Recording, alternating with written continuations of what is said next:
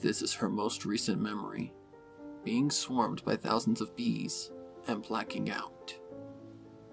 Her last memory.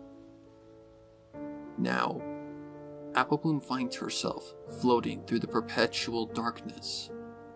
Everything she ever knew, gone in the blink of an eye. Hello? Is any pony out there? Can any pony hear me? She receives no reply as she contemplates her whereabouts and how she can get back to her family. Well, I guess there's really nothing I can do, she says to herself as her hooves flail in the open air. Suddenly, a bright light shines directly in front of her, briefly illuminating the dark space around her. It eventually becomes a singular, concentrated beam of light that leads towards the source. She touches down with a soft landing, surprised to realize that it's solidified into a walkway of sorts. What in tarnation? She exclaims as she begins to walk toward the light, but her journey ends sooner than she expected, for she only trots for a little while before approaching a large set of golden gates that lead into a beautiful landscape. As she gets closer to the gates, they open, immediately banishing the rest of the darkness away. Standing in the middle of the entrance are two figures, one shorter than the other. Applebloom realizes that it is a stallion and mare couple, but when she eventually gets close enough to identify them, Applebloom gasps as she notices the striking similarities between these ponies and the numerous pictures of one particular couple that clutter the Apple family household. Ma? Pa? She calls out, tears in her eyes as she closes the distance in no time and springs into their outstretched hooves.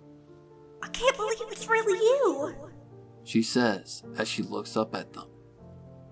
Instead of seeing happiness, however, Applebloom notices looks of sadness in their eyes.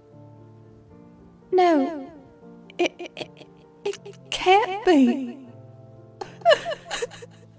You shouldn't be here. Wait, what are you talking? Wait, am I? I'm not dead, am I? Parabutter suddenly breaks down and sobs into her little filly's shoulder as Brightmac pulls them together into a group hug, his eyes threatening to spill over too. As realization sets in, Applebloom cannot help but shed a few tears herself. After a little while, every pony eventually calms down enough to speak again. I'm sorry our reunion wasn't as joyous as you'd hoped for. Well, we just never expected to see our youngest daughter so soon. She's right. I can't believe my little Applebloom is here already. What in the Christia happened down there? Well, I can't remember much, but I'm pretty sure bees were involved. Oh, my poor baby. Did you ever pen on you? Yeah, but I couldn't get to it in time. I should have been more careful. I'm sorry. You've nothing to be sorry for, Applebloom. It was an accident. There was nothing you could possibly have done wrong. In any case, we're so happy to see you again after all these years. He tousles Applebloom's mane playfully, lifting the filly's spirits slightly.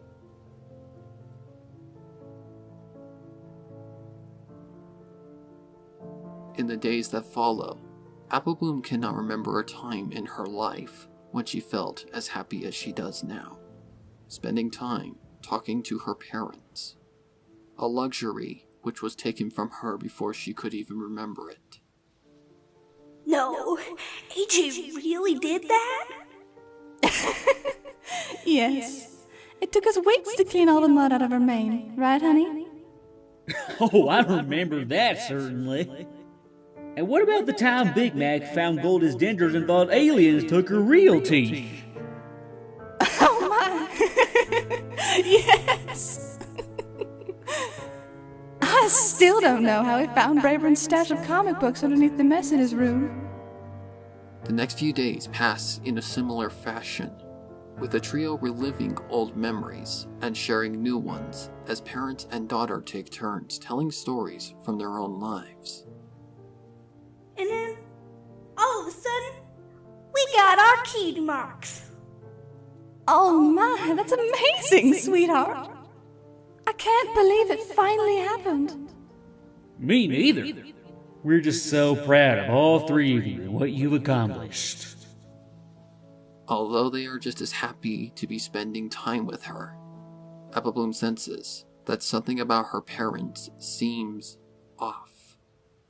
Whenever they have a truly heartfelt moment together, she notices her mother tearing up and her father wearing a look of despair, despite the lighthearted tone of the conversation. She cannot shake the feeling that they might be hiding something from her. I'm already dead. What could they possibly have to hide?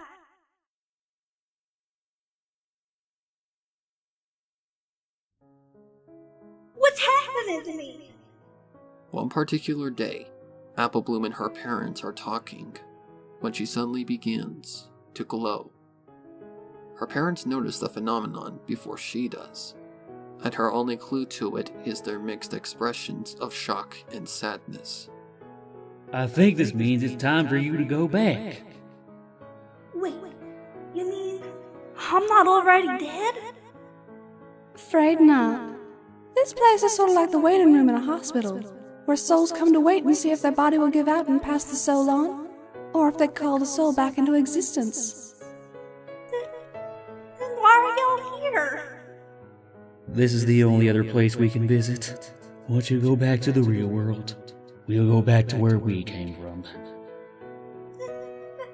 That's why y'all seem so sad all the time. Y'all knew all along and you didn't tell me? Pearbutter suddenly pulled her filly into an embrace and squeezed her tightly. We're sorry, honey. We were so afraid of losing you at any given moment. We just wanted you to enjoy your time here without worrying about anything. But what if I don't want to go back? I have a choice, don't I? Yes, but we love you, and we appreciate you wanting to stay with us, but it's better if you cross back over. Your father's right, dear. You deserve to live the life you were meant to live. You still have so many years to enjoy your life. Besides, how do you think Applejack will feel? Or Big Mac and Granny Smith? I don't want to leave you two. I don't want to miss any more time with you. Oh, but honey, we never left. She's right. Even if you can't see us anymore, we've always been beside you, and Applejack, and Big Mac, and even Granny. No matter what happens, promise us one thing, sweetie. Don't live your life by what could have been. Live life by asking, what if? Now, just close your eyes, and don't worry. We'll be right here with you when you wake up. Pearbutter says as she lays down on her back, with Apple Bloom on top of her.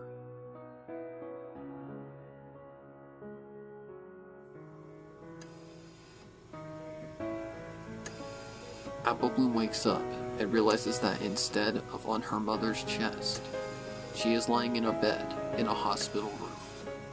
She looks around the room and sees Applejack sitting in the chair beside the bed. She is sound asleep. Her mane is in rough shape, as if she had been sitting in that same exact spot for days on end, waiting for her little sister to wake up. Touched by her sister's act of compassion, Apple Bloom reaches out and boops Applejack softly on her muzzle. A moment later, Applejack begins to stir.